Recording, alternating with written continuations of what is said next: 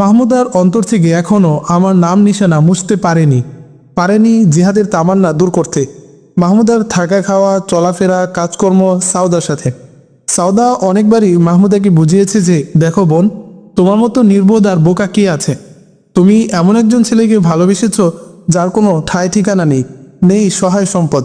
তারপর সে একজন মুজাহিদ, থাকে পাহাড়ি জঙ্গলে, জীবনে নেই কোনো নিরাপত্তা। তুমি মনে মনে তাকে আপন করে নিয়েছ। সে তো তোমার প্রতি সামান্যতম অনুরাগী নয়।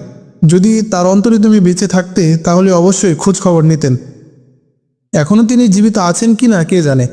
আমার তো মনে হয় কোকান্দজের ধ্বংসলীলায় পতিত হয়েছেন তিনি। পত্রিকার ভাষ্য অনুযায়ী সেখান থেকে কোনো মুজাহিদ জীবন নিয়ে যেতে পারেননি। সেখানে শত শত রুশি ফৌজও মৃত্যুমুখে পতিত হয়েছে। তিনি যদি বেঁচেও থাকেন তবে তাও লোকালয়ে বের হবেন না, কারণ ইদানিং গোয়েন্দা সংস্থাগুলো তাকে হন্য হয়ে খুঁজে বেড়াচ্ছে।